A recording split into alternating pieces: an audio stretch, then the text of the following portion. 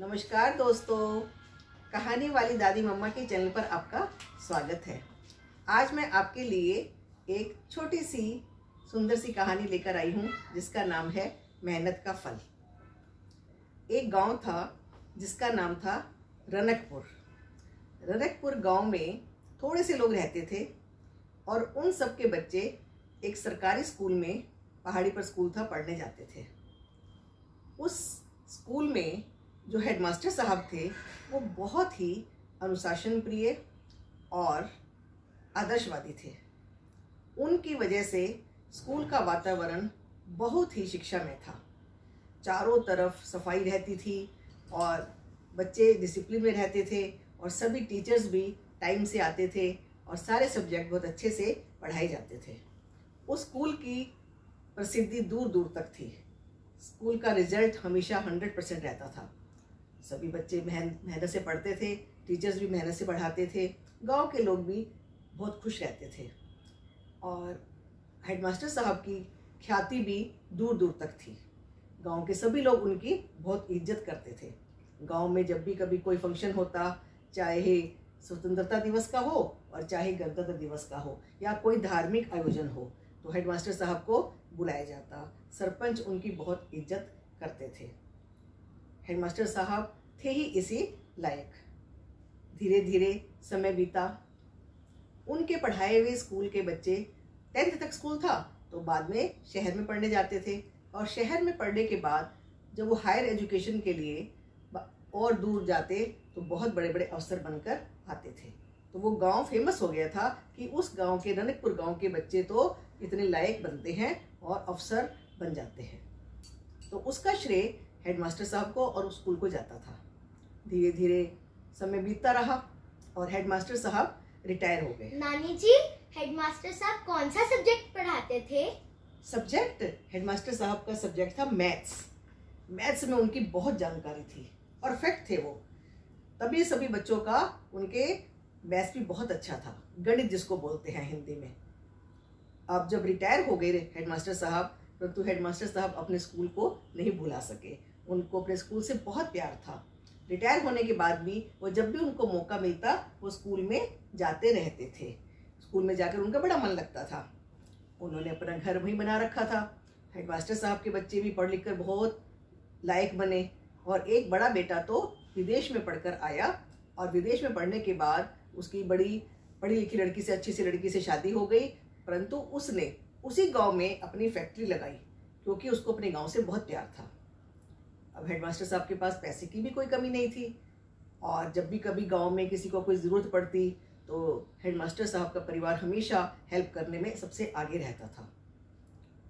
एक बार हेडमास्टर साहब जब अपने स्कूल में गए सबसे मिलने के लिए, तो वो बच्चों से भी बात करके आते थे और टीचर से भी बात करते थे।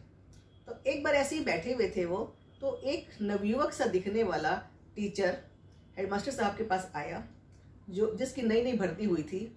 तो वो कहने लगा कि मास्टर साहब, मैं आपसे कुछ टिप्स सीखना चाहता हूँ। आज के बच्चे बहुत शरारती हैं। क्या आपके समय में बच्चे शरारती थे? तो आप शरारती बच्चों को ठीक करने का क्या उपाय किया करते थे? हेडमास्टर साहब हंसने लगे। हेडमास्टर साहब ने कहा, हो सकता है जनरेशन गैप हो, परंतु नहीं, टीचर को बच्चों को सुधारना आना चाहिए। परंतु उस टीचर ने कहा, मैं बहुत कोशिश कर चुका हूँ, बच्चे मेरा कहना नहीं मानते, बच्चे बहुत ही शरारती हैं और मैं बहुत परेशान रहता हूँ। हेडमास्टर साहब ने उनको अकेले में मिलने के लिए कहा और कुछ टिप्स भी सिखाए और कहा कि चलो देखते हैं, तुम्हारी इस समस्या का हल भी सोचा जाएगा। थोड़ा समय और बीता। हेडमास्टर साहब ने नज़र रखी सब बच्चों पर। सवेरे शाम हेडमास्टर साहब उन बच्चों की गतिविधियों को देखते कि ये किसका बच्चा है, ये कहाँ जाता है, कितने बजे स्कूल जाता है, कब वापस लौट कर आता है, घर कितने बजे पहुँचता है। हेडमास्टर साहब बहुत दूरदर्शी थे और अनुभव था उनके पास। तो एक दिन उन्होंने क्या किया कि अपनी कार उठ ली और जो रास्ता स्कूल से गांव की ओर आ रहा था, उस रास्ते के बीच में उन्होंने बहुत बड़ा पत्थर रख दिया बीचों बीच और खुद दूर सड़क पर जाकर कार में बैठ गए।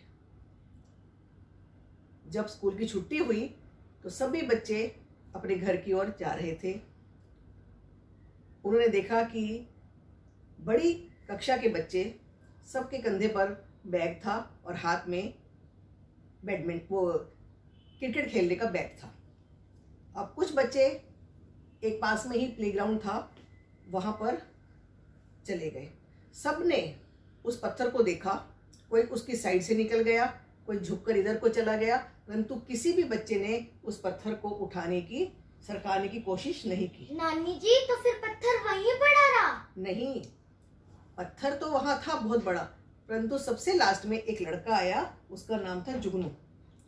उसने क्या किया, उसके पीठ के पीछे स्कूल का बैग भी था और हाथ में प्रोजेक्ट था एक, जो साइंस टीचर ने बनवाया था।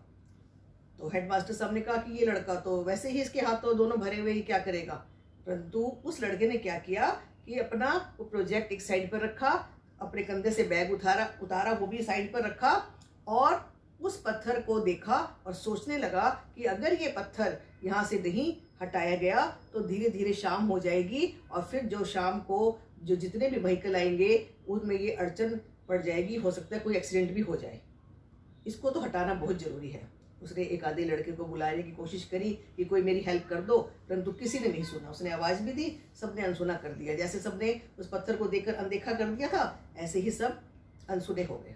अब जुगनू ने हिम्मत नहीं हारी, जुगनू अकेला लग गया उस पत्थर को हटाने के लिए। हेडमास्टर सब दूर से बैठे देख रहे थे कि क्या इस अकेले लड़के से ये पत्थर सरक सकता है, तो बहुत भारी है, ये तो बेचारा अकेला क्या कर सकेगा। तो देखते रहे कि देखते हैं क्या होता है। उसने इतनी पूरी कोशिश करी, पसीने पसीने हो गया वो लड़का, और परंतु 1 घंटे की पूरी मशक्कत के बाद उसने जैसे तैसे, थोड़ा दिखने में शरीर में थोड़ा स्ट्रॉन्ग था, सुडौल था लड़का वो, उसने उस पत्थर को सरका दिया। उसका थोड़ा सा हिलाते ही पत्थर लुढ़क कर दूसरी तरफ चला गया। जैसे ही पत्थर उल्टा तो उसके नीचे एक लिफाफा रखा हुआ था और एक उसमें उस लिफाफा खोला, उसमें एक पत्र था और 5,000 रुपये रखे थे। 5,000 रुपये। वो तो बड़ा खुश हुआ रुपये देखकर। अब वो जल्दी से पत्र पढ़ने लगा तो उसमें लिखा था कि ये तुम्हारी ईमानदारी, निष्ठा और मेहनत का फल है। अब जुगनू की आंखों में खुशी आ गई कि वाह, आज मुझे 5,000 रुपये मिले, जो इसकी उनको बहुत जरूरत थी। जुगनू बड़ा खुश हुआ और इतने में हेडमास्टर साहब भी अपनी कार से उतरकर वहां तक पहुंच गए और जो दूर खड़े बच्चे ये सब देख रहे थे, पत्थर के लुढ़कने की आवाज आई तो सबका ध्यान उधर गया, तो सब लोग बच्चे भी उधर ही आ गए और हेडमास्टर साहब ने वहां पहुंचकर जुगनू की पीठ थपथपाई कि शाबाश जुगनू, तुमने आज बहुत अच्छा काम किया। देखो ये सारे बच्चे इस मुसीबत वाले पत्थर को देखकर मुंह मोड़कर चले गए थे, परंतु तुमने दूर की सोची कि रात को अगर कोई आएगा तो उसको चोट लग सकती है, रास्ता रुका हुआ है, कोई बैलगाड़ी आ जाए, कोई ट्रैक्टर आ जाए, कुछ भी आ जाए तो नुकसान हो सकता है, देर हो सकती है। तुमने इस मुसीबत के पत्थर को हटाया, तुम्हें उसका इनाम हाथों हाथ मिल गया।